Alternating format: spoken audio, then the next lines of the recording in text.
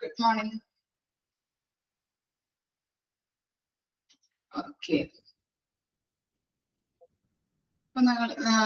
നമ്മള് കഴിഞ്ഞ ക്ലാസ്സിൽ എടുത്ത് നിർത്തിയത് ഡയഗ്നോസ്റ്റിക് ഏരിയയുടെ പ്രത്യേകതകൾ അല്ലെ, ഇങ്ങനെയൊക്കെ വേണം ഡയഗ്നോസ്റ്റിക് ഏരിയ സെറ്റ് ചെയ്യാനായിട്ട് എന്നുള്ള കാര്യങ്ങളാണ് നമ്മൾ എടുത്ത് നിർത്തിയത്. ഓക്കെ, ഇനി നെക്സ്റ്റ് ആണ് റേഡിയേഷൻ പ്രൊട്ടക്ഷൻ. ഇതായിരിക്കാം റേഡിയേഷൻ പ്രൊട്ടക്ഷൻ എന്ന് പറയുമ്പോൾ പറയാൻ പറ്റുമോ, ഗസ് ചെയ്യാൻ പറ്റുമോ? റേഡിയേഷൻ പ്രൊട്ടക്ഷൻ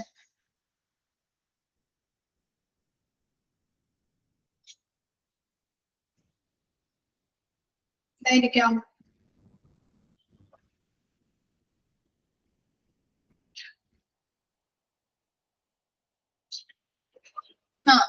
റേഡിയേഷൻ തടയാൻ വേണ്ടിയിട്ട് നമ്മൾ ചെയ്യുന്നുണ്ട് അല്ലെ, ചെയ്യുന്ന കാര്യങ്ങൾ. ഓക്കെ ഓക്കെ, നമുക്ക് നോക്കാം. Radiation protection also known as radiological protection. Underline ചെയ്യാട്ടോ. റേഡിയേഷൻ പ്രൊട്ടക്ഷൻ പറയുന്ന മറ്റൊരു പേരാണ് radiological protection. Is defined by the international atomic energy agency. Underline ചെയ്യാം, ഇമ്പോർട്ടന്റ് ആണ്. റേഡിയോളജിക്കൽ പ്രൊട്ടക്ഷൻ, അതുപോലെ തന്നെ IAEA അതും ചോദിക്കാവുന്നതാണ്. റേഡിയേഷൻ പ്രൊട്ടക്ഷനെ പറയുന്ന മറ്റൊരു പേരാണ് റേഡിയോളജിക്കൽ പ്രൊട്ടക്ഷൻ. അതുപോലെ തന്നെ expand IAEA international atomic energy agency. അവര് പറഞ്ഞിരിക്കുന്ന റേഡിയോളജിക്കൽ പ്രൊട്ടക്ഷനുമായിട്ട് ബന്ധപ്പെട്ട ഡെഫിനേഷൻ ആണ് താഴെ കൊടുത്തിരിക്കുന്നത്. നോക്കാം. The protection of people from injurious effect of exposure to ionizing radiation and the means for attaching this. അപ്പൊ എന്താണ് ഇതിൽ പറയുന്നത്? IAEA തന്നിരിക്കുന്ന ഡെഫിനേഷൻ എന്ന് പറഞ്ഞാല് നമ്മള് എന്താണ് ഈ അയണൈസിങ് റേഡിയേഷൻ നടത്തുമ്പോൾ, പല ആളുകൾക്കും പേഷ്യൻസിനുമായിട്ടുണ്ടെങ്കിലും അതുപോലെ തന്നെ വർക്ക് ചെയ്യുന്ന ആളുകൾക്കും എന്ത് ചെയ്യാം, പല ഇഫക്റ്റുകൾ ഉണ്ടാവാം അല്ലെ. നമ്മൾ പഠിച്ചു സിവിയർ ഇഫക്റ്റ് ഇല്ലേ, ഓർക്കുന്നുണ്ടോ പഠിച്ചത്? ഇഫക്റ്റുകൾ ക്രോണിക് ഇഫക്റ്റ് പഠിച്ചു, സിവിയർ ഇഫക്റ്റ് പഠിച്ചു അല്ലെ. സിവിയർ ഇഫക്റ്റ് എന്ന് പറഞ്ഞിട്ടുണ്ടെങ്കിൽ ഹെവി ഡോസ് ആണ്, ഷോർട്ട് ടൈമിലേക്കാണ് അങ്ങനെയുള്ള ഇഫക്റ്റുകൾ ഉണ്ടാകുന്നത്. അതുപോലെ ക്രോണിക് ഇഫക്റ്റ് എന്ന് പറഞ്ഞാൽ ലോങ് ടേം ഇഫക്റ്റ് ആണ് അല്ലെ. ചെറിയ ഡോസ് ആയിരിക്കും കൊടുക്കുന്നത്, പക്ഷെ എന്താണ് ലോങ് ടൈം ഇഫക്റ്റ് ആണ് ആളുകൾക്ക് സംഭവിക്കുന്നത്. ഓക്കെ, അപ്പോ അങ്ങനെയുള്ള ഇഫക്റ്റ് ഉണ്ടാകുന്നുണ്ട്. അതിൽ നിന്നും ആളുകളെ സംരക്ഷിക്കുന്നതിനെയാണ് റേഡിയോളജിക്കൽ പ്രൊട്ടക്ഷൻ എന്ന് പറയുന്നത്. മനസ്സിലായോ? അയണൈസിങ് റേഡിയേഷൻ അല്ലെങ്കിൽ റേഡിയേഷൻ നമ്മൾ ചെയ്യുമ്പോൾ പേഷ്യൻസിനും വരാം, അതുപോലെ തന്നെ അവിടെ വർക്ക് ചെയ്യുന്ന സ്റ്റാഫുകൾക്കും. ക്യാമറ ഓഫ് ചെയ്ത് വെക്കാം കേട്ടോ, ക്യാമറ ഓഫ് ചെയ്യാം. അപ്പോ എന്താണ് അയണൈസിങ് റേഡിയേഷൻ നമ്മൾ നടത്തുമ്പോ എന്താ പറയുന്നത്, അവിടെ വർക്ക് ചെയ്യുന്ന ആളുകൾക്കായിട്ടുണ്ടെങ്കിലും അതുപോലെ തന്നെ അവിടെ വരുന്ന പേഷ്യൻസിനായാലും ഇത്തരത്തിലുള്ള ഇഫക്റ്റുകൾ ഉണ്ടാകുന്നുണ്ട്. അതുമായിട്ട് ബന്ധപ്പെട്ട് അവരെ പ്രൊട്ടക്ട് ചെയ്യാൻ വേണ്ടിയിട്ടാണ് ഇങ്ങനെയുള്ള റേഡിയോളജിക്കൽ പ്രൊട്ടക്ഷൻ ഉള്ളത്. ഓക്കെ, 3 രീതിയിൽ റേഡിയോളജിക്കൽ പ്രൊട്ടക്ഷൻ ഉണ്ട്. അത് പറയുന്നുണ്ടെങ്കിൽ ഏതാണ്?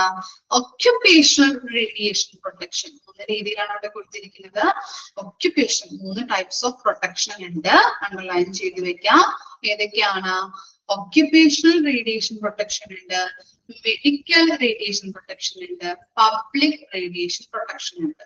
ഇനി ഒക്യുപേഷണൽ റേഡിയേഷൻ പ്രൊട്ടക്ഷൻ എന്ന് പറയുന്നത് ആരുമായിട്ട് ബന്ധപ്പെട്ടതാവാം? ഗസ് ചെയ്യാൻ പറ്റുമോ? ഒക്യുപേഷണൽ റേഡിയേഷൻ പ്രൊട്ടക്ഷൻ ആരുമായിട്ട് ബന്ധപ്പെട്ടതാവാം? ആരുമായിട്ടാവാം? വർക്ക് ചെയ്യുന്ന ആളുകൾ അല്ലെ, അവിടെ വർക്ക് ചെയ്യുന്ന വർക്കേഴ്സുമായിട്ട് ബന്ധപ്പെട്ട പ്രൊട്ടക്ഷൻ ആണ്. അവർക്ക് കൊടുക്കുന്ന അല്ലെ, റേഡിയോളജി ഡിപ്പാർട്ട്മെന്റിൽ വർക്ക് ചെയ്യുന്ന ആളുകൾക്ക് ഡിപ്പാർട്ട്മെന്റുമായിട്ട് നേരിട്ട് സമ്പർക്കം പുലർത്തുന്നവരാണ്. അവർക്ക് കൊടുക്കുന്ന പ്രൊട്ടക്ഷനെയാണ് നമ്മൾ പറയുന്നത് occupational radiation protection. which is the protection of workers. Workers എന്നുള്ളടത്ത് ഒന്ന് അണ്ടർലൈൻ ചെയ്യാം. അപ്പൊ പെട്ടെന്ന് ഐഡന്റിഫൈ ചെയ്യാൻ പറ്റും. ഒക്യുപേഷണൽ റേഡിയേഷൻ പ്രൊട്ടക്ഷൻ എന്ന് പറഞ്ഞാൽ വർക്കേഴ്സുമായിട്ട് ബന്ധപ്പെട്ടതാണ്. Which is the protection of workers in circumstances where the exposure is directly connected with their work.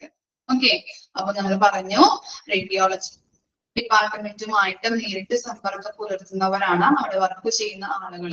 അവർക്ക് കൊടുക്കുന്ന പ്രൊട്ടക്ഷനെയാണ് നമ്മൾ ഒക്യുപേഷണൽ റേഡിയേഷൻ പ്രൊട്ടക്ഷൻ എന്ന് പറയുന്നത്. ഇനി നെക്സ്റ്റ് നോക്കാം, മെഡിക്കൽ റേഡിയേഷൻ പ്രൊട്ടക്ഷൻ. ഇത് ആരുമായിട്ട് ബന്ധപ്പെട്ടതാവാം? മെഡിക്കൽ റേഡിയേഷൻ പ്രൊട്ടക്ഷൻ എന്ന് പറയുന്നത് പേഷ്യൻസുമായിട്ട് അണ്ടർലൈൻ ചെയ്യാം. പേഷ്യൻസ് എന്നുള്ളടത്ത് അണ്ടർലൈൻ ചെയ്ത് കൊടുക്കാം. Which is the protection of patients exposed to radiation as part of their diagnosis and treatment or treatment. ട്രീറ്റ്മെന്റിന്റെ ഭാഗമായിട്ട് അവര് എന്താണ് റേഡിയോളജി ഡിപ്പാർട്ട്മെന്റുമായിട്ട് സമ്പർക്കം പുലർത്തുന്നവരാണ് അല്ലെ. അപ്പൊ അവർക്ക് കൊടുക്കുന്ന ഒരു പ്രൊട്ടക്ഷൻ ആണ് മെഡിക്കൽ റേഡിയേഷൻ പ്രൊട്ടക്ഷൻ എന്ന് പറയുന്നത്. പബ്ലിക് റേഡിയേഷൻ പ്രൊട്ടക്ഷൻ ആരുമായിട്ടായിരിക്കാം റിലേറ്റ് ചെയ്യുന്നത്? ജനറൽ ആയിട്ട് അല്ലെ, അല്ലെങ്കിൽ പബ്ലിക്കിന് കൊടുക്കുന്ന protection. Which is the protection of individual members of the public and of the population in general അല്ലെ. പൊതുജനങ്ങൾക്ക് കൊടുക്കുന്ന പ്രൊട്ടക്ഷൻ അല്ലെങ്കിൽ ഇൻഡിവിജ്വൽക്ക് അല്ലെങ്കിൽ പൊതുജനങ്ങൾക്ക് കൊടുക്കുന്ന പ്രൊട്ടക്ഷനെയാണ് നമ്മൾ പബ്ലിക് റേഡിയേഷൻ പ്രൊട്ടക്ഷൻ എന്ന് പറയുന്നത്.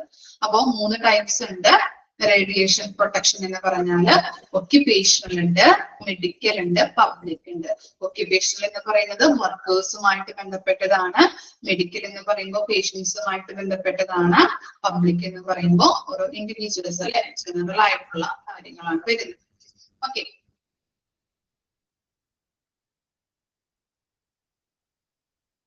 നെക്സ്റ്റ് നോക്കാം, measures to be taken for protection. Okay, measures to be taken for the protection. ഇനി measures എന്ന് പറഞ്ഞാൽ എന്തായിരിക്കാം measures? എന്താണ് measures എന്ന് പറഞ്ഞാല്?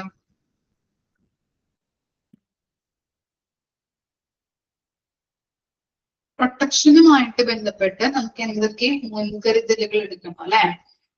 ആർക്ക് കൊടുക്കണം?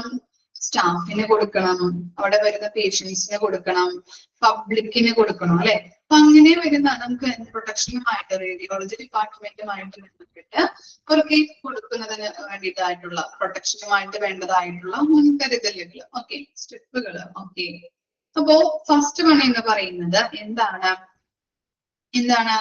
ഫോർ പേഷ്യൻസ് അല്ലെ.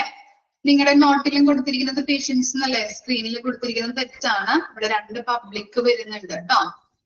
ഓക്കെ, കറക്റ്റ് അല്ലേ? ഓക്കെ, അപ്പൊ ഫസ്റ്റ് വൺ എന്ന് പറയുന്നത് ഫോർ പേഷ്യൻസ് ആണ്. ഓക്കെ, നമുക്ക് നോക്കാം. Optimisation of X-ray or CT dose. എന്താണ്? എക്സ്റേ എടുക്കുമ്പോഴും അതുപോലെ തന്നെ ഈ CT ഡോസുകൾ, CT സ്കാൻ ഒക്കെ എടുക്കുമ്പോൾ എന്താണ് ഡോസുകൾ അല്ലെ, അതിന് കൊടുക്കുന്ന ആ ഡോസ് എന്ന് പറയുന്നത്, റേഡിയേഷന് കൊടുക്കുമ്പോൾ ആ ഡോസ് കൊടുക്കുമ്പോൾ അത് കൃത്യമായിട്ടുള്ള ഒപ്റ്റിമൈസേഷൻ എന്ന് പറയുന്നത് എന്താണ്? ഉത്തമമായിട്ടുള്ള കറക്റ്റ് അളവിൽ കൊടുക്കാനായിട്ട് നോക്കണം അല്ലെ. കൂടുകയോ അല്ലെങ്കിൽ കുറയുകയോ ചെയ്ത് കഴിഞ്ഞാല് ചിലപ്പോൾ അതിന്റെ റിസൾട്ട് ഒക്കെ നമുക്ക് കറക്റ്റ് ആയിട്ട് കിട്ടണമെന്നില്ല. അതുകൊണ്ട് CT സ്കാൻ എടുക്കുമ്പോഴും അതുപോലെ തന്നെ എക്സ്റേ ഒക്കെ എടുക്കുമ്പോഴും അതിന്റെ ഡോസ് എന്ന് പറയുന്നത് എന്താണ്? ഒപ്റ്റിമം അല്ലെ, ഉത്തമമായ രീതിയിൽ കറക്റ്റ് അളവില് നമുക്ക് കൊടുക്കാനായിട്ട് ശ്രമിക്കണം. ഇനി എന്താണ്? Shielding of patients part. Shielding എന്ന് പറഞ്ഞാൽ എന്താ? ഷീൽഡിങ് എന്താണ് മീനിങ് വരുന്നത്? Shielding cover. ഓക്കെ അല്ലെ, നമ്മളിപ്പോ കൈയുടെ ചിലപ്പോ എല്ലൊടിഞ്ഞോ അല്ലെങ്കിൽ എന്താണ് എന്തെങ്കിലും പൊട്ടലുകളൊക്കെ ഉണ്ടെങ്കിൽ ഡോക്ടർ പറയും അല്ലെ, കൈയുടെ എക്സ്റേ എടുത്തിട്ട് വരാൻ പറയും. അപ്പൊ നമ്മള് എക്സ്റേ റൂമിൽ പോകുമ്പോ നമ്മൾ എന്ത് ധരിപ്പിക്കുക? അവിടെ എന്താ ചെയ്യിപ്പിക്കുക? അവരുടെ ഡ്രസ്സ് അല്ലെ, ഒരു എന്താ ഗ്രീൻ കളറിലെ ഡ്രസ്സ് നമ്മൾ ഇടിപ്പിക്കും അല്ലെ. ഓക്കെ, അപ്പോ കൈയുടെ എക്സ്റേ ആണ് എടുക്കുന്നതെങ്കിൽ ബാക്കിയുള്ള ഭാഗങ്ങള്, ബാക്കിയുള്ള ബോഡി പാർട്സുകൾ എന്ത് ചെയ്യും? മറയ്ക്കും. എന്തിനു വേണ്ടിയിട്ടാണ്? അങ്ങനെ ചെയ്യുന്നത്?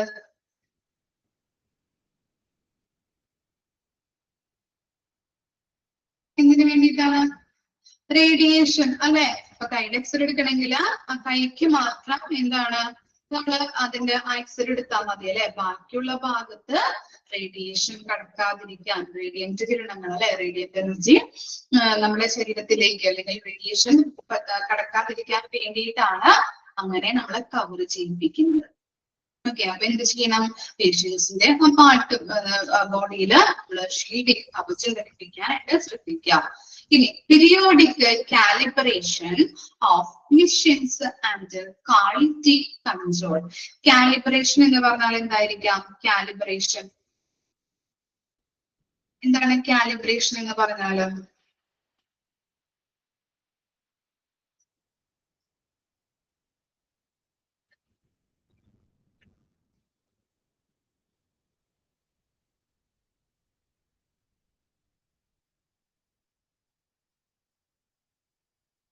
ഉദ്ദേശിക്കുന്നത് ഈ പീരിയോഡിക് ആയിട്ട് തുടർച്ചയായിട്ട് പീരിയോഡിക്കലി നമ്മള് മനുഷ്യന്റെ ക്വാളിറ്റി എക്സ്റേ അല്ലെങ്കിൽ CT സ്കാൻ MRI ഒക്കെ എടുക്കുമ്പോൾ അതിന്റെ ക്വാളിറ്റി ചെക്ക് ചെയ്യണം അല്ലെ? എത്രത്തോളം ക്വാളിറ്റി അല്ലെങ്കിൽ കറക്റ്റ് ആയിട്ട് മനുഷ്യന്റെ പ്രവർത്തനങ്ങൾ നടക്കുന്നുണ്ടോ എന്നുള്ളതും, അതുപോലെ തന്നെ അതിന്റെ മെഷർമെന്റും കറക്റ്റ് ആണോ എന്നുള്ളത് ശ്രദ്ധിക്കണം. അല്ലെങ്കിൽ എന്താണ്, വളരെ ബുദ്ധിമുട്ടാണ് അല്ലെ? കറക്റ്റ് ആയിട്ടുള്ള മെഷർമെന്റ് അല്ല അല്ലെങ്കിൽ കറക്റ്റ് രീതിയിലുള്ള അത് പ്രവർത്തിക്കണമെങ്കിൽ എക്സ്റേ എടുക്കുന്നതോ അല്ലെങ്കിൽ CT സ്കാൻ എടുത്ത റിസൾട്ട് കറക്റ്റ് ആയിട്ട് നമുക്ക് കിട്ടില്ല, വളരെ ബുദ്ധിമുട്ടായിരിക്കാം. അപ്പൊ എന്താണ് രോഗം എന്ന് ഐഡന്റിഫൈ ചെയ്യാനായിട്ട് അത് വളരെ ബുദ്ധിമുട്ടാണ്. അതുകൊണ്ടാണ് പറയുന്നത് മനുഷ്യന്റെ ക്വാളിറ്റി ചെക്ക് ചെയ്യണം, അതിന്റെ കറക്റ്റ് മെഷർമെന്റ് ആണോ എന്നുള്ളതും ശ്രദ്ധിക്കേണ്ടത് അത്യാവശ്യമാണ്. പീരിയോഡിക് ആയിട്ട് നമ്മൾ ഇവാലുവേറ്റ് ചെയ്തുകൊണ്ടേയിരിക്കാം. ഇനി അതുപോലെ തന്നെ reduce the time spend near the X-ray source. നമ്മൾ എക്സ്റേ എടുത്തു കഴിഞ്ഞിട്ടുണ്ടെങ്കിൽ എന്താണ്, എക്സ്റേ എടുക്കാത്തവർ അല്ലെങ്കിൽ CT സ്കാനോ MRI ഒക്കെ ചെയ്യാത്തവർ ചിലപ്പോ കുറവായിരിക്കും അല്ലെ? നമ്മുടെ ക്ലാസ്സിൽ ആർക്കെങ്കിലും ഒക്കെ എക്സ്റേയും CT സ്കാനൊക്കെ എടുത്തിട്ടുണ്ടാവില്ലേ? അപ്പൊ എന്താണ്, അവിടെ വെച്ച് നമ്മളെ CT സ്കാൻ അല്ലെങ്കിൽ MRI ഒക്കെ എടുക്കുമ്പോ എന്താണ്, അത് കഴിഞ്ഞിട്ട് അല്ലെങ്കിൽ ആ എക്സ്റേ കഴിയുമ്പോൾ തന്നെ നമ്മൾ എന്ത് ചെയ്യും? എന്താ ചെയ്യാ? അവിടെ തന്നെ നിർത്തോ? കൂടുതൽ നേരം ആ റൂമിൽ തന്നെ നിർത്തോ നമ്മളെ? എന്താ ചെയ്യാറ്? ഇല്ല, വേഗം തന്നെ നമ്മൾ എന്ത് ചെയ്യും? പുറത്തേക്ക് ഇറക്കും അല്ലെ? കാരണം എന്താ? റേഡിയേഷൻ കിടക്കാതിരിക്കാൻ അല്ലെ? റേഡിയേഷൻ മറ്റു നമ്മുടെ ബോഡി പാർട്സിലേക്ക് ആവാതിരിക്കാൻ വേണ്ടിയിട്ടാണ് അല്ലെ? നമ്മുടെ ബോഡി പാർട്സിലേക്ക് ആയിക്കഴിഞ്ഞാല് മറ്റു എഫക്റ്റുകൾ ഉണ്ടാകുന്നത് കൊണ്ട് തന്നെ ഇപ്പൊ എക്സ്റേ എടുക്കുന്നെങ്കിൽ എക്സ്റേ എടുത്തു കഴിഞ്ഞാൽ അപ്പോൾ തന്നെ നമ്മൾ എന്ത് ചെയ്യും? കൂടുതൽ നേരം അവിടെ സ്പെൻഡ് ചെയ്യിപ്പിക്കുന്നത് പുറത്തേക്ക് ഇറക്കുന്നുണ്ട്. അപ്പൊ ഇത്രയും കാര്യങ്ങളാണ് ഫോർ പേഷ്യൻസിന്റെ കാര്യങ്ങളായിട്ട് പറയുന്നത്. അവര് പ്രൊട്ടക്ഷനുമായിട്ട് ബന്ധപ്പെട്ട മുൻകരുതലുകൾ മെഷേഴ്സ് എടുക്കേണ്ടത്. ഇത്തരം കാര്യങ്ങളാണ് പേഷ്യൻസുമായിട്ട് ബന്ധപ്പെട്ടത്. Optimisation of X-ray or CT dose, shielding of patient parts, periodic calibration of machines and quality control. മൂന്നാമത്തെ പോയിന്റിൽ പറയുന്നത് കറക്റ്റ് ആയിട്ട് ആ മിഷന്റെ ക്വാളിറ്റിയും അതുപോലെ തന്നെ മെഷർമെന്റും കറക്റ്റ് ആയിട്ടാണോ പോകുന്നത്, കറക്റ്റ് ആണോ മിഷൻ പ്രവർത്തിക്കുന്നത് എന്നുള്ള കാര്യം പീരിയോഡിക്കലി നമ്മൾ ചെക്ക് ചെയ്യാം. ഇനി reduce the time spend near the X-ray source. ഇത്തരം കാര്യങ്ങളാണ് പേഷ്യൻസുമായിട്ട് ബന്ധപ്പെട്ടത്. ഓക്കെ, ഇനി നെക്സ്റ്റ് നോക്കാം ഫോർത്ത് സ്റ്റാഫ്സ്. നോക്കാം കേട്ടോ.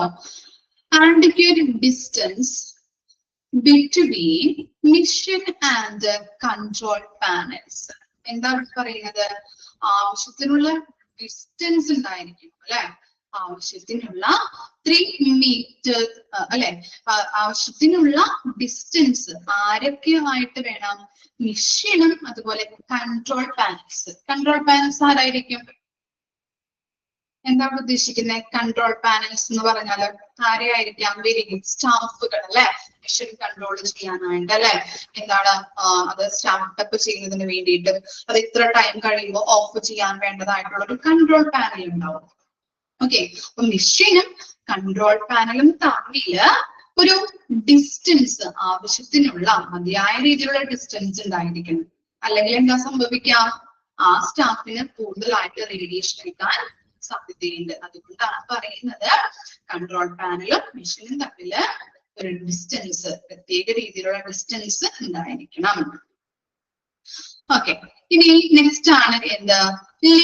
apron, gloves and goggles during the time of positioning the patient. നമ്മള് പേഷ്യൻസിനെ അല്ലെ റേഡിയോളജി ഡിപ്പാർട്ട്മെന്റിൽ പോയവർക്കാണെങ്കിലും ഓർമ്മയുണ്ടാവും. ഇപ്പൊ CT സ്കാനോ MRI ഒക്കെ എടുക്കുമ്പോൾ എന്താണ് ആ ഡ്രസ് നമ്മൾ ഇടിപ്പിച്ചിട്ട് എന്ത് ചെയ്യാം? ഇവിടെ കിടത്തി അല്ലെ, നമ്മള് എങ്ങനെയൊക്കെയാണ് കിടത്തേണ്ടത് എന്ന് വെച്ച് കഴിഞ്ഞാൽ അവര് കിടത്തി കറക്റ്റ് പൊസിഷനിൽ നമ്മളെ കിടത്തിയൊക്കെ തരും അല്ലെ.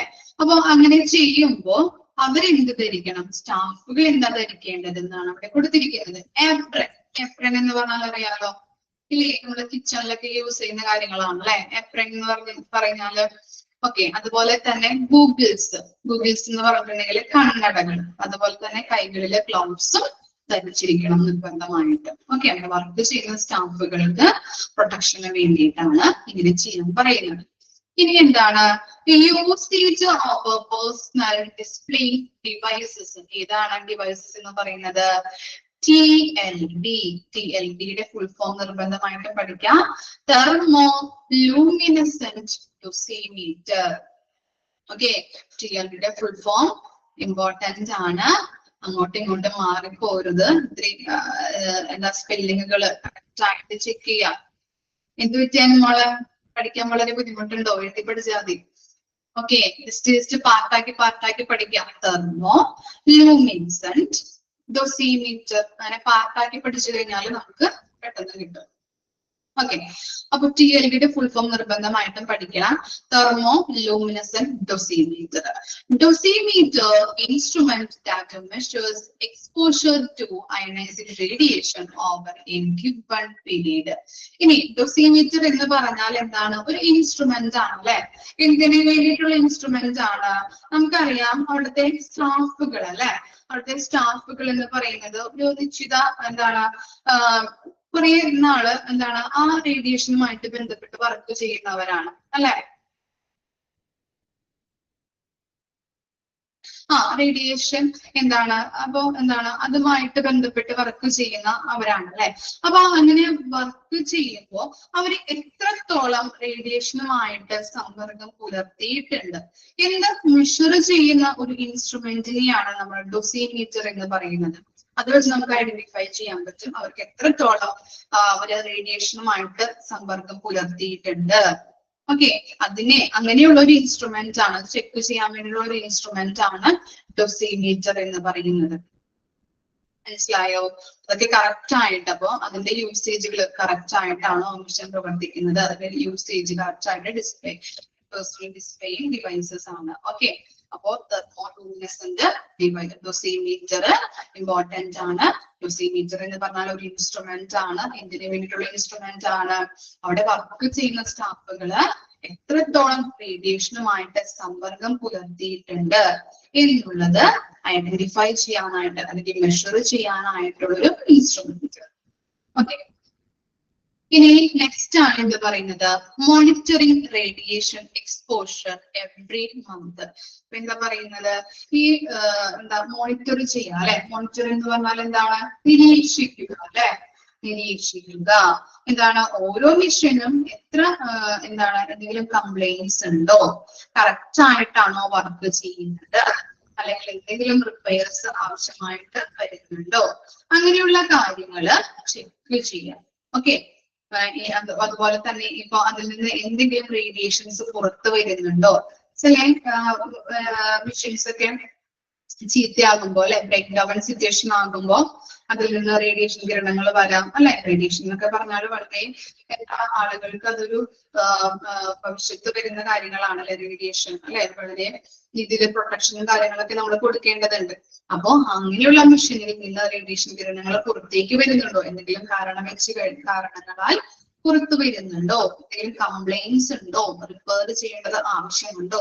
അപ്പോ അങ്ങനെയുള്ള കാര്യങ്ങള് നമ്മൾ എവറി മന്ത് എന്ത് ചെയ്യണം? മോണിറ്റർ ചെയ്തുകൊണ്ടേയിരിക്കണം, നിരീക്ഷിച്ചുകൊണ്ടേയിരിക്കണം. ഇത്തരം കാര്യങ്ങളാണ് സ്റ്റാഫുമായിട്ട് ബന്ധപ്പെട്ടത്. ഓക്കെ, ക്ലിയർ ആണോ? ഇനി നെക്സ്റ്റ് ആണ് ഫോർ പബ്ലിക്. നോക്കാം. At A distance from general traffic. നമുക്കറിയാം എന്താണ്, ഒരു സൂപ്പർ സ്പെഷ്യാലിറ്റി ഹോസ്പിറ്റൽ അല്ലെങ്കിൽ മൾട്ടി സ്പെഷ്യാലിറ്റി ഹോസ്പിറ്റലിലൊക്കെ പോയി കഴിഞ്ഞിട്ടുണ്ടെങ്കിൽ അവിടെ വളരെ തിരക്കായിരിക്കും അല്ലെ, റിസപ്ഷൻ ഏരിയാസില്. അതുപോലെ തന്നെ ഇപ്പോൾ ലബോറട്ടറി ലാബിലൊക്കെ ആ ഡിപ്പാർട്ട്മെന്റിലൊക്കെ വളരെയധികം, ഏത് ഡിപ്പാർട്ട്മെന്റിൽ നോക്കിയാലും എന്താണ് കാഷ്വാലിറ്റി ആയാലും അല്ലെ, അപ്പോ എന്താ ഇങ്ങനെയുള്ള റേഡിയോളജി ഡിപ്പാർട്ട്മെന്റിലായാലും പല ഡിപ്പാർട്ട്മെന്റിലായാലും ഇങ്ങനെ ഭയങ്കര തിരക്കും കാര്യങ്ങളൊക്കെ ആയിരിക്കും. അപ്പൊ ഈ ജനറൽ ട്രാഫിക് എന്ന് ഉദ്ദേശിക്കുന്നത് അങ്ങനെ തിരക്ക് കാര്യങ്ങൾ വരുന്ന ഡിപ്പാർട്ട്മെന്റുകൾ ഉണ്ടാവുള്ളൂ. ഇപ്പൊ നമുക്ക് റിസപ്ഷൻ എടുക്കാം, അതുപോലെ ലാബ് എടുക്കാം, അങ്ങനെയുള്ള ഏരിയാസിൽ വളരെ തിരക്കുകൾ ആയിരിക്കും. അപ്പൊ അതിൽ നിന്നും കുറച്ചു മാറി അകലം പാലിച്ചിട്ട് വേണം എന്ത് സ്ഥാപിക്കാനായിട്ട്, ഈ റേഡിയോളജി ഡിപ്പാർട്ട്മെന്റ് സ്ഥാപിക്കാനായിട്ട്. അതാണ് അവിടെ ഉദ്ദേശിക്കുന്നത്. Distance from general traffic. നമ്മള് പല ഡിപ്പാർട്ട്മെന്റുകളും എടുത്ത് നോക്കി കഴിഞ്ഞിട്ടുണ്ടെങ്കിൽ വളരെ തിരക്ക് ആയിരിക്കും അല്ലെ. മൾട്ടി സ്പെഷ്യാലിറ്റി ഹോസ്പിറ്റലൊക്കെ പോയി കഴിഞ്ഞാൽ നമുക്ക് കാണാൻ പറ്റും, വളരെ തിരക്കായിരിക്കും. അപ്പൊ അങ്ങനെ തിരക്കുള്ള ആ സ്ഥലത്ത് നിന്നും മാറി എന്ത് ചെയ്യണം, മാറിയിട്ട് വേണം ഇങ്ങനെയുള്ള റേഡിയോളജി ഡിപ്പാർട്ട്മെന്റ് സ്ഥാപിക്കാനായിട്ട്. നമ്മൾ പഠിച്ചിട്ടുണ്ടായിരുന്നു, ഇപ്പോഴത്തെ പോയിന്റുകളൊക്കെ പഠിച്ചിട്ടുണ്ട്. മറ്റു ഡിപ്പാർട്ട്മെന്റിന്റെ ഇടയിൽ കൊണ്ടുപോയിട്ട് സ്ഥാപിക്കരുത്, വളരെ ബുദ്ധിമുട്ടാണെന്നുള്ളത് കേട്ടോ. അപ്പൊ അങ്ങനെയുള്ള കാര്യങ്ങളാണ് അവിടെ കൊടുത്തിരിക്കുന്നത്. ഇനി എന്താണ് യൂസിങ് വാർണിംഗ് ബോർഡ്സ്. എന്താണ് വാർണിംഗ് ബോർഡ്സ് എന്ന് പറഞ്ഞാല്? എന്തായിരിക്കാം? കോഷൻ അല്ലെ, മുന്നറിയിപ്പ് ബോർഡ്സ് അല്ലെങ്കിൽ വാർണിംഗ് ബോർഡ്സ് ഒക്കെ യൂസ് ചെയ്യേണ്ടത് അത്യാവശ്യമാണ് അല്ലെ, ഇങ്ങനെയുള്ള ഏരിയാസിലൊക്കെ. ഓക്കെ, അതുപോലെ തന്നെ എന്താ yellow glow signs for radiation area. നമുക്കറിയാം മഞ്ഞ നിറത്തില് വളരെ തിളങ്ങുന്ന സൈൻ ബോർഡുകൾ നമ്മൾ കാണാറുണ്ട് അല്ലെ റേഡിയേഷൻ ഏരിയയിൽ. അപ്പൊ അങ്ങനെയുള്ള കാര്യങ്ങൾ സ്ഥാപിച്ചിരിക്കണം. മഞ്ഞ നിറത്തില് പിന്നെ തിളങ്ങുന്ന ബോർഡുകൾ, സൈൻ ബോർഡുകൾ സ്ഥാപിച്ചിരിക്കണം. It is also needed that warning lights are clearly seen and lit when the X-ray machine behind the lighted door or is discharging radiation to prevent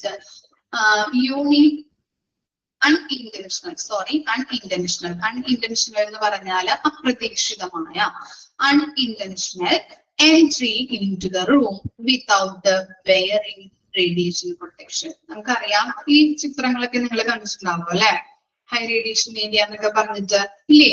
അപ്പോ ഈ എക്സ്റേ റൂമിന്റെ ഒക്കെ പുറത്ത് ഇങ്ങനെയുള്ള വാർണിംഗ് ലൈറ്റുകൾ ഇങ്ങനെ പോകുന്നുണ്ടാവും ഇല്ലേ. വാർണിംഗ് ലൈറ്റുകൾ കണ്ടിട്ടില്ലേ? റെഡ് ലൈറ്റുകൾ അല്ലെ.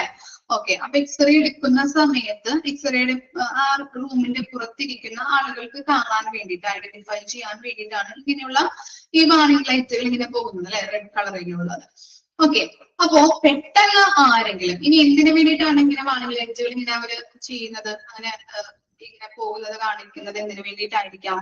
പെട്ടെന്ന് പുറത്തുനിന്ന് ആളുകള് അകത്തേക്ക്, ആ റൂമിനകത്തേക്ക് കടക്കാതിരിക്കാം. ചില ആളുകൾക്കൊന്നും അറിയാൻ പറ്റില്ല എക്സ്റേ എടുക്കുന്നുണ്ട്, എക്സ്റേ റൂമാണ് എന്നുള്ളതും ചിലപ്പോൾ അറിയാൻ പറ്റില്ല. പെട്ടെന്ന് ആളുകൾ കടന്നു കഴിഞ്ഞിട്ടുണ്ടെങ്കിൽ അവിടെ എക്സ്റേ അല്ലെങ്കിൽ CT സ്കാൻ അങ്ങനെയുള്ള കാര്യങ്ങൾ ചെയ്യുന്നുണ്ടെങ്കിൽ റേഡിയേഷൻ കിരണങ്ങൾ അയാളുടെ ബോഡിയിലേക്ക് പതിക്കാനായിട്ട് സാധ്യതയുണ്ട് അല്ലെ. കാരണം എന്താണ്, പെട്ടെന്ന് നമ്മൾ ഡോറ് തുറന്ന് അകത്തേക്ക് കിടക്കുമ്പോൾ എന്താണ് പ്രൊട്ടക്ഷൻ ഒന്നും നമ്മുടെ ദേഹത്തില്ല ഇല്ലേ. അവര് നമ്മളെ അങ്ങോട്ടേക്ക് കേൾക്കുന്നത് എങ്ങനെയാണ്, അവര് ഗ്രീൻ കളറിലുള്ള ക്ലോത്ത് തന്നിട്ട് അത് ഇടിപ്പിച്ചിട്ടാണ് റേഡിയേഷൻ ഇങ്ങനെയുള്ള എക്സ്റേസ് ആയാലും CT സ്കാൻസ് ആയാലും ഒക്കെ ചെയ്യുന്നത് അല്ലെ. പെട്ടെന്ന് ഒരാൾ ഡോറ് തുറന്ന് അകത്തേക്ക് വന്നു കഴിഞ്ഞാൽ അയാൾക്ക് എന്തുണ്ടാവും, പ്രൊട്ടക്ഷൻ ഉണ്ടാവോ? ഇല്ല. അതുകൊണ്ട് അയാളുടെ ദേഹത്തേക്ക് അത് കടക്കാൻ സാധ്യതയുണ്ട്. അതുകൊണ്ടാണ് അങ്ങനെ പുറത്തിരിക്കുന്ന പബ്ലിക്കിന് അത് മനസ്സിലാവാൻ വേണ്ടിയിട്ടാണ് ഇങ്ങനെ റെഡ് ലൈറ്റുകൾ ഇങ്ങനെ പോകുന്നത് കാണിക്കുന്നത്. അതുപോലെ തന്നെ എക്സ്റേ ഒക്കെ കഴിഞ്ഞിട്ടുണ്ടെങ്കിൽ അതെന്ത് ചെയ്യും, എന്താ ഇങ്ങനെ പോയിക്കൊണ്ടിരിക്കോ? എക്സ്റേ അവിടെ സ്റ്റോപ്പ് ആയി കഴിഞ്ഞിട്ടുണ്ടെങ്കിൽ ശ്രദ്ധിച്ചിട്ടുണ്ട്, അത്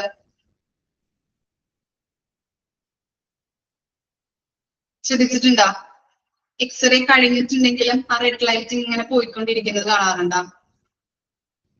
കാണാറുണ്ട്. ഓക്കെ, എക്സ്റേ കഴിയുമ്പോ ആ റെഡ് ലൈറ്റ് ഓഫ് ആവും കേട്ടോ, ഓഫ് ആവും. അതൊന്ന് ശ്രദ്ധിക്കാം ഇനി പോകുമ്പോ കേട്ടോ. റെഡ് ലൈറ്റ് ഓഫ് ആവും, എക്സ്റേ കഴിയുകയാണെങ്കിൽ റെഡ് ലൈറ്റ് ഓഫ് ആവും. ഓക്കെ, അത്തരം കാര്യങ്ങളാണ് ആ പാരഗ്രാഫിൽ പറയുന്നത്. ഇത്തരം കാര്യങ്ങളാണ് measures to be taken for protection. ഒന്ന് വായിച്ചു നോക്കിയേ. For patient, for staff, for public.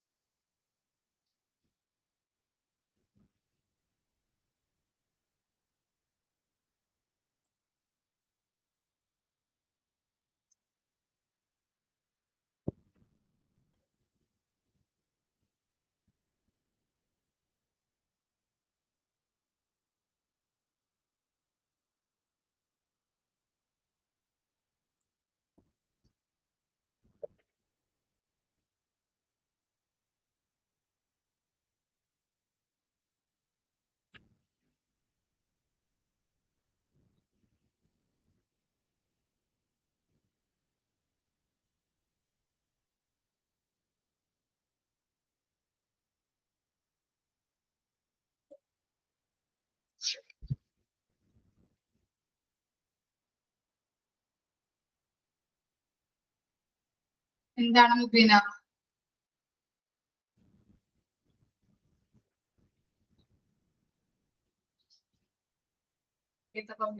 Last point എന്ന് പറഞ്ഞു കഴിഞ്ഞാല് നമ്മൾ എക്സ്റേ എടുക്കുമ്പോ എന്താണ്, എക്സ്റേ എടുക്കുമ്പോ നമ്മള് ഈ റെഡ് ലൈറ്റ് അവിടെ ഇങ്ങനെ പോകുന്നുണ്ടാവും അല്ലെ.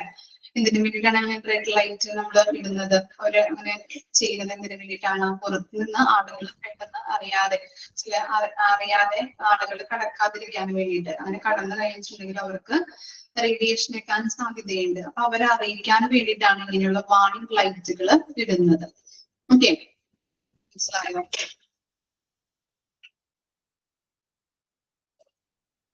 വേറെ എന്തെങ്കിലും ഡൗട്ട് ഉണ്ടോ? ഓക്കെ, നെക്സ്റ്റ് ക്വസ്റ്റ്യനിലോട്ട് പോവാട്ടോ.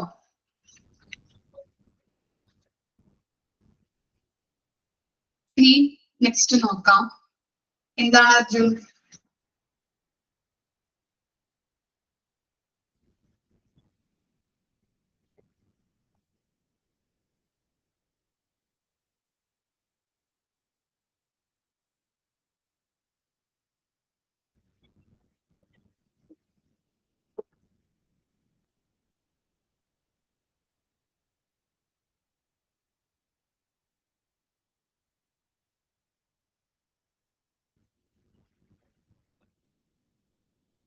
പല രീതിയിലും ക്വസ്റ്റ്യൻസ് വരാം. അപ്പൊ നിങ്ങള് പേഷ്യൻസിന്റെ കാര്യങ്ങള് അതുപോലെ തന്നെ പബ്ലിക്കിന്റെ കാര്യങ്ങളൊക്കെ മനസ്സിലാക്കി വെക്കാം.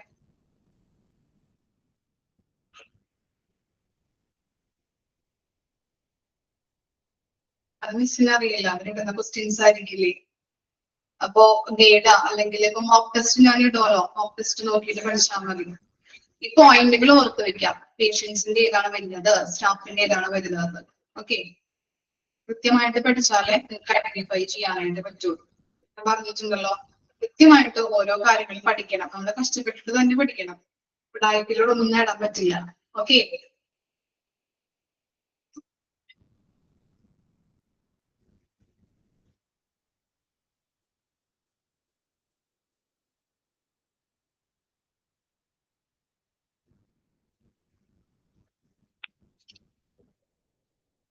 ഓക്കെ, ഇനി നമുക്ക് നോക്കാം. The administration must make sure the following.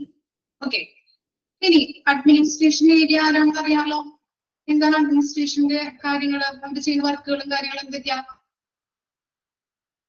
നമുക്കറിയാം ഹോസ്പിറ്റലിലെ ഏറ്റവും ടോപ്പ് ആയിട്ടുള്ള പൊസിഷനിൽ നിൽക്കുന്നവർ ആരാണ്? ആരായിരിക്കും? ആരാണ്? ഏത് ഏരിയ ആണ്? അഡ്മിനിസ്ട്രേഷൻ ഏരിയ ആണ് അല്ലെ. അവരാണ് ഓരോ ഡിപ്പാർട്ട്മെന്റിനും ഓരോ കാര്യങ്ങളും അല്ലെ, ഏതൊക്കെ പ്രൊസീജിയറിലൂടെ പോകണം, ഏതൊക്കെ പ്രൊസീജിയറിലൂടെ പോകണം, ഏതൊക്കെ ഗൈഡ് ലൈൻസ് അവരാണ് റിട്ടേൺ ചെയ്ത് തരുന്നത് അല്ലെ.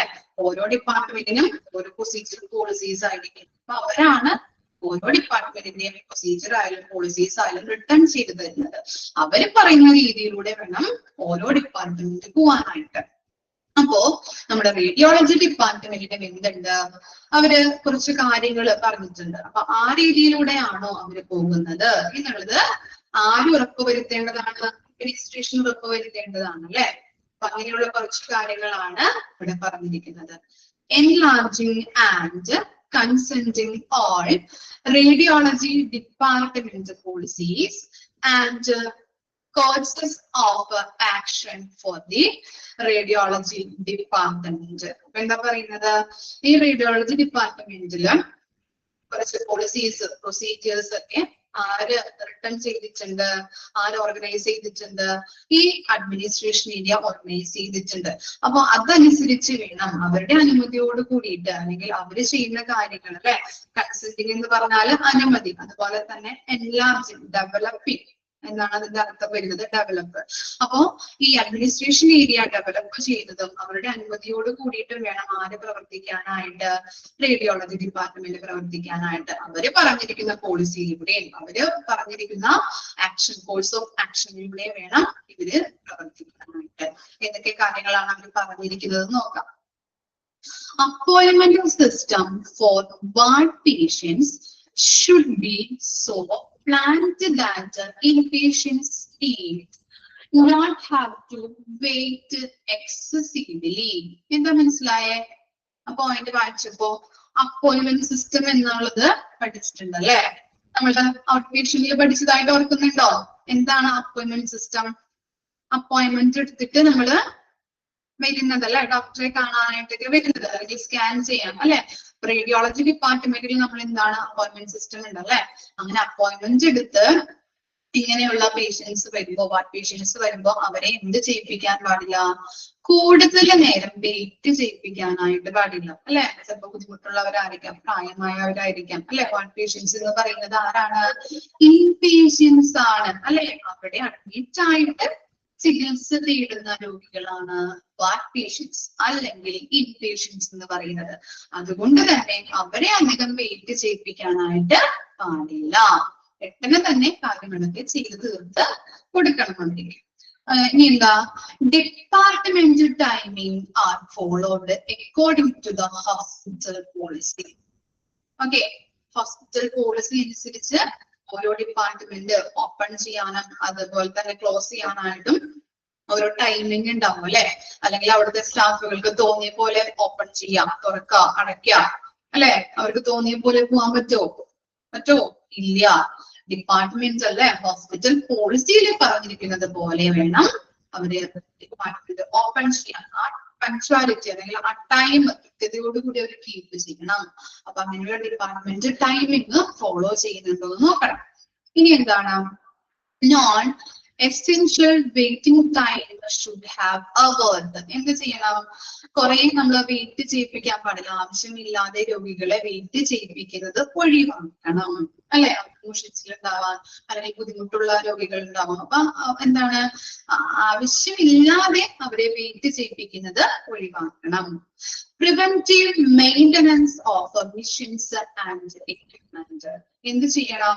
മെഷീൻസ് നമുക്കറിയാം, എക്സ്റേ മെഷീൻസ് ഉണ്ട്, അതുപോലെ CT, അതുപോലെ MRI മെഷീൻസ്. ഇതൊക്കെ കറക്റ്റ് അപ് ടു ഡേറ്റ് ആയിട്ട് പെർഫോം ചെയ്യുന്നുണ്ടോ, പ്രവർത്തിക്കുന്നുണ്ടോ എന്നുള്ളത് നമ്മൾ ചെക്ക് ചെയ്യാം. എന്തെങ്കിലും മെയിൻ്റനൻസ് ഒക്കെ ഉണ്ടെങ്കിൽ അപ് ടു ഡേറ്റ് ആയിട്ട് അപ്പൊ തന്നെ അത് എന്തെങ്കിലും റിപ്പയർസോ മെയിൻ്റനൻസ് വർക്കുകൾ, അറ്റകുറ്റപ്പണികളൊക്കെ ഉണ്ടെങ്കിൽ അത് അപ്പൊ തന്നെ തീർക്കാനായിട്ട് നോക്കാം. അല്ലെങ്കിൽ എന്താണ്? നമുക്ക് ചിലപ്പോ റിസൾട്ട് കിട്ടുമ്പോൾ ബുദ്ധിമുട്ടായിരിക്കും അല്ലെ. എക്സ്റേയില് മെഷീനിൽ കംപ്ലൈന്റ് വന്നിട്ടുണ്ടെങ്കിൽ കറക്റ്റ് ആയിട്ടുള്ള എക്സ്റേ കിട്ടില്ല നമുക്ക്. അപ്പൊ അതുകൊണ്ടാണ് പറയുന്നത് ഓരോ മെഷീൻസ് ആയാലും ഓരോ എക്യുപ്മെന്റ്സും അവിടെയുള്ള എക്യുപ്മെന്റ്സ് ആയാലും അത് കറക്റ്റ് ആയിട്ട് പ്രവർത്തിക്കുക, ഇല്ലെങ്കിൽ കറക്റ്റ് ആയിട്ടുള്ള മെയിൻ്റെനൻസ് വർക്ക് ചെയ്ത് കൊടുക്കാനായിട്ട് നോക്കാം. ഇനി എന്താ, the radiology department must maintain an effective working relationship with the medical staff, administration and other hospital department and service. ഓരോ റേഡിയോളജി ഡിപ്പാർട്ട്മെന്റിലെ സ്റ്റാഫുകൾ നല്ല രീതിയിലുള്ള എഫക്റ്റീവ് ആയിട്ടുള്ള വർക്കിംഗ് റിലേഷൻഷിപ്പ് മെയിൻറ്റെയിൻ ചെയ്യണം. ആരുമായിട്ടൊക്കെ മെയിൻറ്റെയിൻ ചെയ്യണം? മെഡിക്കൽ സ്റ്റാഫുകളുമായിട്ട്, അതുപോലെ അഡ്മിനിസ്ട്രേഷൻ ഏരിയ ആയിട്ട്, അത് ഹോസ്പിറ്റൽ ഡിപ്പാർട്ട്മെന്റ് ആയിട്ട്, അവിടെ വർക്ക് ചെയ്യുന്ന സ്റ്റാഫുകളുമായിട്ട്, എല്ലാവരുമായിട്ടും നല്ല രീതിയിലുള്ള റിലേഷൻഷിപ്പ് മെയിൻറ്റെയിൻ ചെയ്തു പോകണം. Assessment of quality and exactness of radiology services. നമ്മൾ എന്ത് ചെയ്യണം? അസസ്മെന്റ് എന്ന് പറഞ്ഞാൽ എന്താണ്?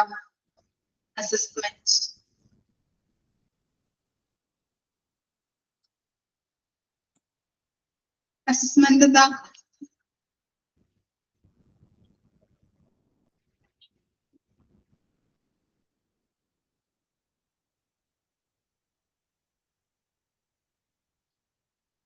എന്തായിരിക്കാം അസസ്മെന്റ്? വിലയിരുത്തൽ. വെരി ഗുഡ്, വിലയിരുത്തൽ അല്ലെ. Okay, assessment of quality and exactness of radiology services. സൂക്ഷ്മമായിട്ടുള്ളതും അതുപോലെ തന്നെ ക്വാളിറ്റിയുള്ള സർവീസുമാണോ അവിടെ കൊടുക്കുന്നത് എന്നുള്ള കാര്യങ്ങൾ കൃത്യമായിട്ട് വിലയിരുത്തണം. അതാരുടെ ഡ്യൂട്ടിയാണ്? ഹോസ്പിറ്റൽ അഡ്മിനിസ്ട്രേഷൻ ഏരിയയുടെ ഡ്യൂട്ടിയാണ്. All the reports are to be signed by radiologist. Radiologist എന്ന് പറഞ്ഞാൽ എന്താണ്? മെഡിക്കൽ ഡോക്ടേഴ്സ് ആണ്. അപ്പൊ അവരെ കറക്റ്റ് ആയിട്ട് ഓരോ റിപ്പോർട്ടിലും സൈൻ ചെയ്യുന്നുണ്ടോ എന്നുള്ളത് ശ്രദ്ധിക്കണം. There should be well trained and registered radiographers. At least one should be available on a call all time. അപ്പൊ റേഡിയോഗ്രാഫേഴ്സ് എന്ന് പറഞ്ഞാല് ടെക്നിക്കൽ സ്പെഷ്യലിസ്റ്റ് ആണ്. അപ്പൊ അവര് കറക്റ്റ് ആയിട്ടുള്ള ട്രെയിനിങ്ങും കാര്യങ്ങളൊക്കെ ലഭിച്ചവരാണ്. അവർക്ക് എന്തെങ്കിലും ആവശ്യമായിട്ട് വരികയാണെങ്കിൽ നമ്മൾ വിളിച്ചാൽ പുറത്തുണ്ടാവണം എന്നൊക്കെ പറയാറുണ്ട് അല്ലെ. ഒരു കോളില് അവര് എത്താനായിട്ട് അവിടെ അവൈലബിൾ ആയിരിക്കും. അങ്ങനെ എന്തെങ്കിലും ആവശ്യം വേണ്ടി വന്നിട്ടുണ്ടെങ്കിൽ, ഈ റേഡിയോഗ്രാഫറെ കൊണ്ട് എന്തെങ്കിലും ആവശ്യമായിട്ട് വേണ്ടി വന്നിട്ടുണ്ടെങ്കിൽ നമ്മൾ കോൾ ചെയ്യുമ്പോൾ തന്നെ അവിടെ അവൈലബിൾ ആയിരിക്കണം. ഇനി ലാസ്റ്റ് പോയിന്റ് നോക്കാം. The standard and regulations of Atomic Energy Regulatory Board, AERB. നമ്മൾ നേരത്തെ പറഞ്ഞതാണ്, ഇമ്പോർട്ടന്റ് ആണ്. അതുപോലെ തന്നെ the division of radiological protection. Okay, റേഡിയോളജിക്കൽ പ്രൊട്ടക്ഷന്റെ അനദർ നെയിം എന്താണ്? അനദർ നെയിം വേറെ പേരെന്താ? റേഡിയോളജിക്കൽ പ്രൊട്ടക്ഷനെ പറയുന്ന വേറൊരു പേര് ഓർമ്മയില്ലേ? ഇപ്പൊ എടുത്ത ക്ലാസ്സാ റേഡിയേഷൻ പ്രൊട്ടക്ഷൻ. ഓക്കെ, ബാബ ആറ്റോമിക് റിസർച്ച് സെന്റർ എന്താണ്? BARC. ഇതിന്റെയൊക്കെ എക്സ്പാൻഡ് ഫോം ചോദിക്കൂട്ടോ, നിർബന്ധമായിട്ടും ചോദിക്കുന്ന കാര്യങ്ങളാണ്. ഓർത്ത് വെക്കുക. നമ്മുടെ ഈ റേഡിയോളജി സർവീസിൽ അതിലുള്ള ഈ ചാപ്റ്ററിൽ കുറെ ഷോർട്ട് ഫോംസുകൾ ഉണ്ട്. അപ്പൊ അതൊക്കെ കൃത്യമായിട്ട് ചിലപ്പോ നിങ്ങളുടെ നോട്ട്ബുക്കിൽ വേണമെങ്കിൽ എഴുതി വെക്കാം. റേഡിയോളജി സർവീസ് എന്ന് പറഞ്ഞിട്ട് അതിന്റെ ഷോർട്ട് ഫോംസുകൾ കാര്യങ്ങളൊക്കെ എഴുതി വെക്കാം. അപ്പൊ കൃത്യമായിട്ട് എക്സാമിനൊക്കെ നോക്കുമ്പോൾ പെട്ടെന്ന് നിങ്ങൾക്ക് ക്യാച്ച് ചെയ്യാൻ പറ്റും. ഓക്കെ, അപ്പൊ അങ്ങനെയുള്ള കാര്യങ്ങളാണ് പറയുന്നത് കേട്ടോ. ഇനി അപ്പോ ലാസ്റ്റ് പോയിന്റ് നോക്കാം. എന്താണ്? Standard and regulations of atomic energy regulatory board, the division of radiological protection, Bhabha atomic research centres should be clung to. എന്താ ഉദ്ദേശിക്കുന്നത്? ഈ മൂന്ന് കാര്യങ്ങൾ അല്ലെ. എന്തൊക്കെയാണ്? പാർക്ക്, അതുപോലെ തന്നെ AERB, അതുപോലെ റേഡിയോളജിക്കൽ പ്രൊട്ടക്ഷനുകൾ. ഈ മൂന്നിന്റെയും മൂന്നിന്റെയും സ്റ്റാൻഡേർഡ്സും റെഗുലേഷൻസും. ഓക്കെ, സ്റ്റാൻഡേർഡ്സും റെഗുലേഷൻസും അനുസരിച്ചാണോ റേഡിയോളജി ഡിപ്പാർട്ട്മെന്റ് പ്രവർത്തിക്കുന്നത് എന്നുള്ളത് അഡ്മിനിസ്ട്രേഷൻ ഉറപ്പുവരുത്തണം. ഓക്കെ, മൂന്ന് കാര്യങ്ങളാണ് ഇവിടെ പറഞ്ഞത്. Radiological protection, park, AERB. മൂന്ന് പേരും പറഞ്ഞിരിക്കുന്ന രീതിയിലാണോ റേഡിയോളജി ഡിപ്പാർട്ട്മെന്റ് പ്രവർത്തിക്കുന്നത് എന്നുള്ളത് ആര് ഉറപ്പുവരുത്തണം? അഡ്മിനിസ്ട്രേഷൻ ഉറപ്പുവരുത്തണം. ഓക്കെ, വായിച്ചു നോക്കാം കേട്ടോ.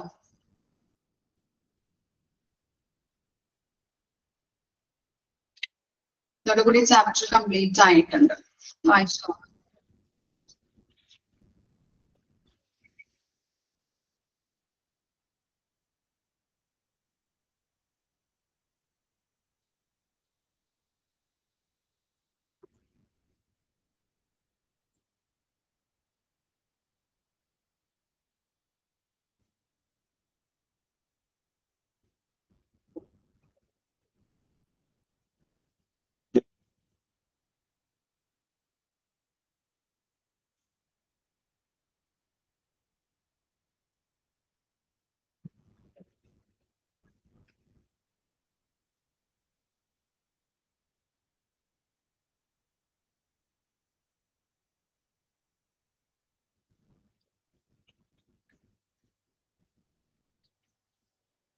ലാസ്റ്റ് പോയിന്റ് എന്ന് പറഞ്ഞാൽ മൂന്ന് കാര്യങ്ങൾ നമ്മൾ പറഞ്ഞില്ലേ? Radiation protection, BARC, AERB. ഇവ മൂന്ന് പറഞ്ഞിരിക്കുന്ന ഇവരുടെ റെഗുലേഷൻസും സ്റ്റാൻഡേർഡ്സും അനുസരിച്ചാണോ റേഡിയോളജി ഡിപ്പാർട്ട്മെന്റ് പ്രവർത്തിക്കുന്നത് എന്നുള്ളത് ഈ അഡ്മിനിസ്ട്രേഷൻ ഏരിയ ഉറപ്പുവരുത്തേണ്ടതാണ്. അതുപോലെ തന്നെ ഫസ്റ്റ് പോയിന്റ് എന്ന് പറഞ്ഞാൽ ഇൻപേഷ്യൻസ്. വാർഡ് പേഷ്യൻസ് എന്ന് പറയുന്നത് ഇൻപേഷ്യൻസ് ആണ്. അപ്പൊ ഇൻപേഷ്യൻസിനെ നമ്മൾ എന്താണ് അപ്പോയിന്റ്മെന്റ് എടുത്തിട്ടായിരിക്കാം ചിലപ്പോൾ എന്ത് ചെയ്യുന്നത്? റേഡിയേഷൻ ചെയ്യാനായിട്ട് അല്ലെ, സ്കാൻ, എക്സ്റേയോ സ്കാൻ ചെയ്യുന്നതുമായിട്ട് ബന്ധപ്പെട്ട് അപ്പോയിന്റ്മെന്റ് എടുത്ത് കഴിഞ്ഞിട്ടുണ്ടെങ്കിൽ അവരെ ആദ്യം എന്താണ് അധികം നേരം വെയിറ്റ് ചെയ്യിപ്പിക്കാനായിട്ട് പാടില്ല. അതുപോലെ തന്നെ രണ്ടാമത്തെ പോയിന്റ് എന്ന് പറഞ്ഞാൽ ഡിപ്പാർട്ട്മെന്റ് ടൈമിംഗ് കീപ്പ് ചെയ്യാം. അവർക്ക് തോന്നിയ പോലെ ഓപ്പൺ ആക്കാൻ, തോന്നിയ പോലെ ക്ലോസ് ചെയ്യാൻ പറ്റില്ല. നമ്മുടെ ഹോസ്പിറ്റൽ പോളിസി പറഞ്ഞിരിക്കുന്ന പ്രകാരം എത്ര ടൈം എന്താണ് ഓപ്പണിംഗ് ക്ലോസിങ്ങും ഏത് വരെയാണ് എന്നുള്ളത് നോക്കിയിട്ട് അത് കറക്റ്റ് ടൈമിൽ ഓപ്പൺ ആക്കുകയും ആ ടൈമിൽ തന്നെ ക്ലോസ് ചെയ്യുകയും വേണം. ആ ഡിപ്പാർട്ട്മെന്റ് ടൈമിംഗ് കീപ്പ് ചെയ്യണം.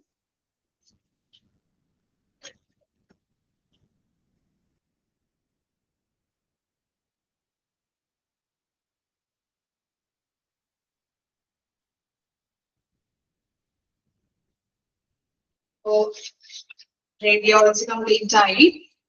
Radiology and imaging services okay complete ആയിട്ടുണ്ട് കേട്ടോ. ഓക്കെ, എന്തെങ്കിലും ഡൗട്ട് ഉണ്ടോ? ഓക്കെ അല്ലേ?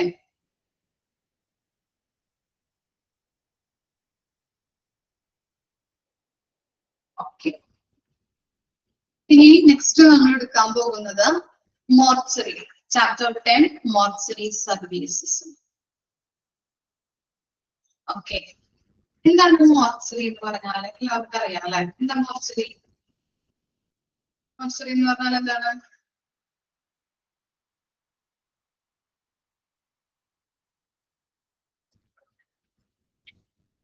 മോർച്ചറി എന്ന് പറയുമ്പോ ഡെഡ് ബോഡീസ് നമ്മൾ സൂക്ഷിച്ചു വെക്കുന്ന ഒരു സ്ഥലം അല്ല, സൂക്ഷിക്കുന്നത്. അതിനെയാണ് നമ്മൾ മോർച്ചറി എന്ന് പറയുന്നത്. മോർച്ചറികൾ കാണുന്നത് പൊതുവെ ഹോസ്പിറ്റലുകളില് മോർച്ചറീസ് കാണുന്നത് എവിടെയായിരിക്കും അറിയോ? ഏത് സ്ഥലത്തായിരിക്കാം മോർച്ചറീസ്? നിങ്ങൾ കയറി ചെല്ലുമ്പോ തന്നെ മോർച്ചറി ആയിരിക്കോ? ഒരു ഹോസ്പിറ്റലിലോട്ട് കയറി ചെല്ലുമ്പോ തന്നെ മോർച്ചറി ആണോ? ഇല്ല. പിന്നെ ഏത് ഭാഗത്തായിരിക്കാം മോർച്ചറി? ബാക്കില് അല്ലെങ്കിൽ സെപ്പറേറ്റ് ആയിട്ട് അല്ലെ? ഓക്കെ, ഒരു ഒഴിഞ്ഞ അല്ലെങ്കിൽ സെപ്പറേറ്റ് ആയിട്ട് അധികം ആളെ പ്രവേശിക്കാത്ത ഒരു രീതിയിലുള്ള ഒരു ലൊക്കേഷനിലായിരിക്കാം മോർച്ചറി ബിൽഡപ്പ് ചെയ്തിരിക്കുന്നത് അല്ലെ? ഓക്കെ ഓക്കെ, അപ്പൊ ഡെഡ് ബോഡീസ് സൂക്ഷിച്ചു വെക്കുന്നതാണ്. അതുപോലെ തന്നെ നമ്മൾ എന്താണ് ഒരു സെപ്പറേറ്റ് ബിൽഡിംഗ് ആയിരിക്കാം, അല്ലെങ്കിൽ ഹോസ്പിറ്റലിനോട് അടുത്ത് തന്നെ അധികം ആരും കയറി ചെല്ലാത്ത ഒരു ഇടം അല്ലെ? ഒരു ഒഴിഞ്ഞ പ്രദേശത്തായിരിക്കാം മോർച്ചറി ലൊക്കേഷൻ എന്ന് പറയുന്നത്. ഇത്തരം കാര്യങ്ങളൊന്നും ഓർത്ത് വെക്കാണ്ട് നമുക്ക് അറിയുന്ന കാര്യങ്ങളാണ്. നോക്കാം, ഇൻട്രൊഡക്ഷൻ നോക്കാം. Mortuary services.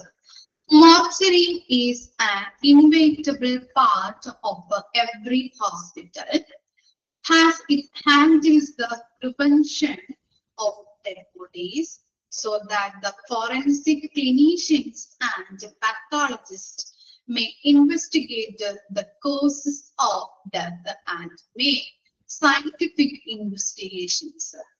ഓക്കെ, മോർച്ചറി എന്ന് പറയുന്നത് is an inevitable part of every hospital. ഒഴിച്ചുകൂടാൻ പറ്റാത്ത അല്ലെ, ഇൻവൈറ്റബിൾ എന്ന് പറഞ്ഞിട്ടുണ്ടെങ്കിൽ, ഇൻവൈറ്റബിൾ എന്ന് പറഞ്ഞാല് ഒഴിച്ചുകൂടാൻ പറ്റാത്ത ഒരു പാർട്ടാണ് ഹോസ്പിറ്റലുകൾ എന്ന് പറഞ്ഞാല്. എല്ലാ ഹോസ്പിറ്റലിലും, എവിടെ ഹോസ്പിറ്റലിലും മോർച്ചറി ഉണ്ടാവും അല്ലെ.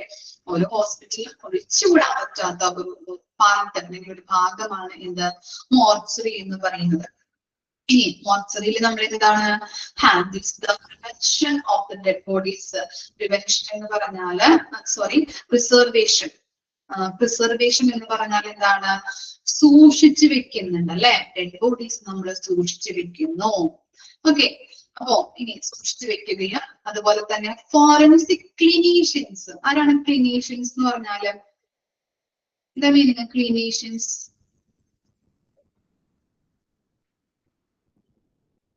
ക്ലിനീഷ്യൻസ് വിദഗ്ധർ, ഫോറൻസിക് വിദഗ്ധർ. ഓക്കെ, ഫോറൻസിക് വിദഗ്ധരും ആൻഡ് പാത്തോളജിസ്റ്റ്. പാത്തോളജിസ്റ്റ് ആരായിരിക്കും? പഠിച്ചിട്ടുണ്ടാവുമല്ലോ, pathologist കേട്ടിട്ടുണ്ടാവുമല്ലോ.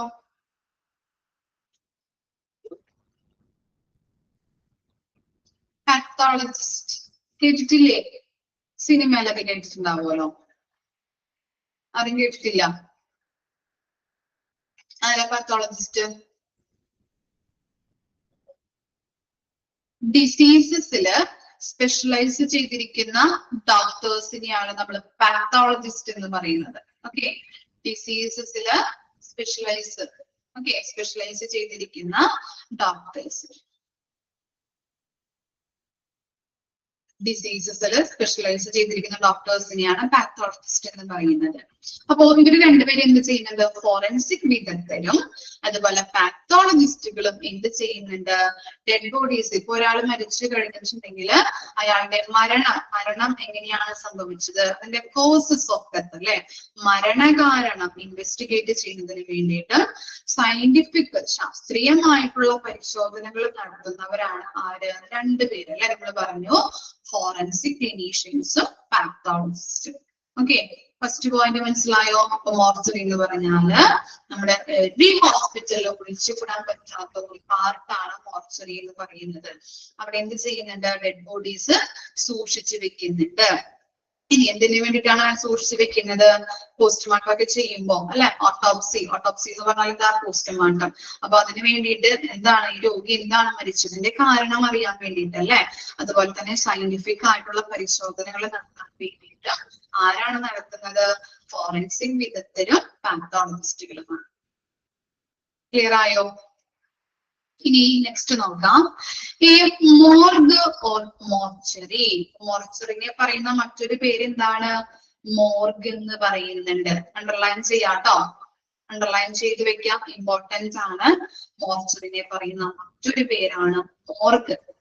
Is as in a hospital is used for the storage of dead bodies, waiting for identification or removal, autopsy, burial, cremation, or some other post-death ritual. എന്താ പറയുന്നത്? മോർച്ചറിനെ പറയുന്ന മറ്റൊരു പേരാണ് മോർഗ്. അവിടെ എന്ത് ചെയ്യുന്നുണ്ട്? നമ്മുടെ ഡെഡ് ബോഡീസ് സ്റ്റോർ ചെയ്ത് വെക്കുന്നു. എന്തിനു വേണ്ടിയിട്ട്? ഐഡന്റിഫിക്കേഷൻ. ചില ഡെഡ് ഇപ്പൊ മരിച്ചു കഴിഞ്ഞ് കൊണ്ടുവന്നാല് നമുക്ക് എന്താണ്, ഇപ്പൊ വഴിയിൽ കിടന്നൊക്കെ ആളുകൾ മരിക്കുകയാണെങ്കിൽ എന്താണ്, ആരുടെ ഡെഡ് ബോഡീസ് ആണ് തിരിച്ചറിയില്ല അല്ലെ. അപ്പൊ തിരിച്ചറിയാൻ വേണ്ടിയിട്ട് അല്ലെ, ഐഡന്റിഫൈ ചെയ്യാൻ വേണ്ടിയിട്ട്, തിരിച്ചറിയാൻ വേണ്ടിയിട്ട്, അതുപോലെ തന്നെ റിമൂവ് ചെയ്യാൻ വേണ്ടിയിട്ടും, ഇനി എന്താണ്, മാറ്റാൻ വേണ്ടിയിട്ട്, അതുപോലെ തന്നെ ഓട്ടോപ്സി എന്ന് പറഞ്ഞാൽ എന്താ? പോസ്റ്റ്മോർട്ടം ചെയ്യാൻ വേണ്ടിയിട്ടാവാം. അല്ലെങ്കിൽ ബ്യൂറിയൽ എന്ന് പറഞ്ഞാല് അടക്കം ചെയ്യാനായിട്ടോ. ക്രിമേഷൻ എന്ന് പറഞ്ഞാല് ശവസംസ്കാരത്തിന് വേണ്ടിയിട്ടോ, അല്ലെങ്കിൽ എന്താണ്, some other post death rituals, മറ്റെന്തെങ്കിലും മരണാന്തര ചടങ്ങുകൾക്കോ വേണ്ടിയിട്ട് മാറ്റിവെച്ചതാവാം. അപ്പൊ മോർച്ചറിയില് ഡെഡ് ബോഡീസ് സൂക്ഷിച്ചു വെക്കുന്നുണ്ട്. എന്തിനു വേണ്ടിയിട്ടാണ്? ഐഡന്റിഫിക്കേഷൻ ചെയ്യാൻ വേണ്ടിയിട്ടോ, റിമൂവൽ ചെയ്യാൻ വേണ്ടിയിട്ടോ, ഓട്ടോപ്സിക്ക് വേണ്ടിയിട്ടോ, ബ്യൂറിയൽ.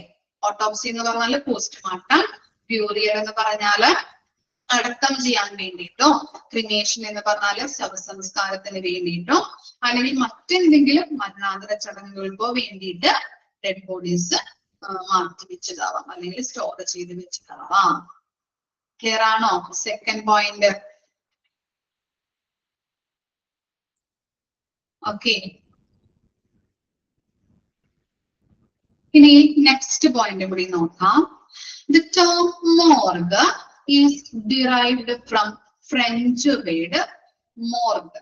ഓക്കെ, ഇപ്പോ മോർഗ് എന്ന് പറയുന്ന ആ വേർഡ് ഡിറൈവ് ചെയ്തിരിക്കുന്നത് ഫ്രഞ്ച് വേർഡായിട്ടുള്ള മോർഗിൽ നിന്ന് തന്നെയാണ്. സ്പെല്ലിംഗ് കറക്റ്റ് ആയിട്ട് നോക്കാം കേട്ടോ. മോർഗ് എന്ന ആ വേർഡ് അല്ലെങ്കിൽ ആ ടേം ഡിറൈവ് ചെയ്തിരിക്കുന്നത് ഫ്രഞ്ച് വേർഡായ മോർഗിൽ നിന്നാണ്.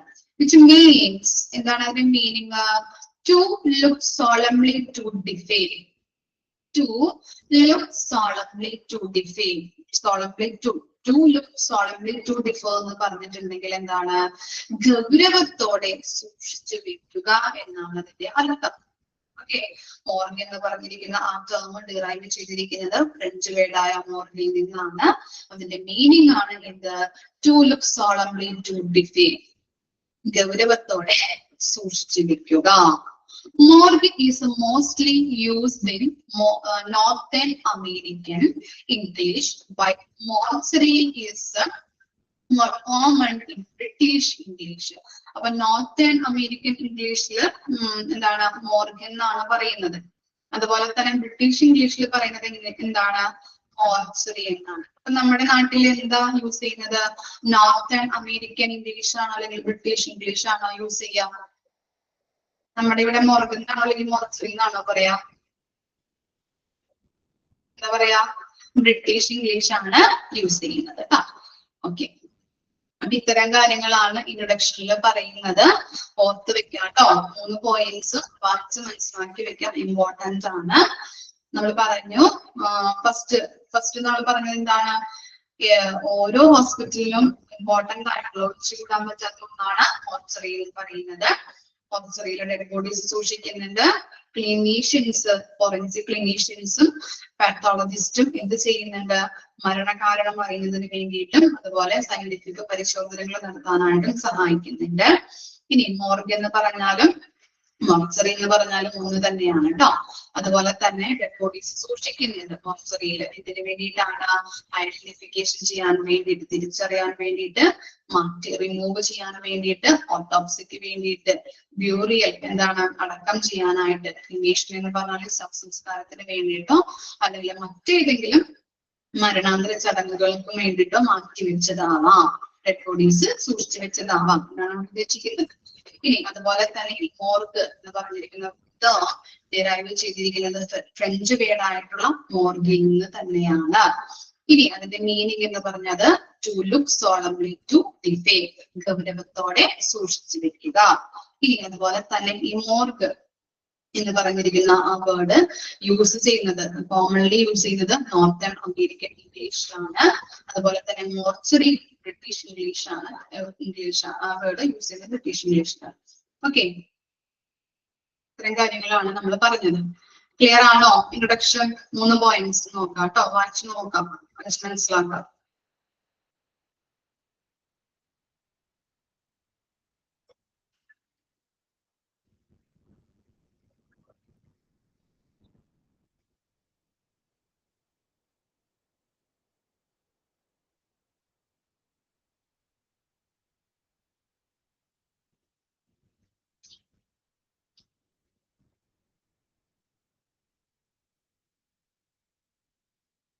എന്തെങ്കിലും ഡൗട്ട് ഉണ്ടോ ഇൻട്രൊഡക്ഷനിൽ?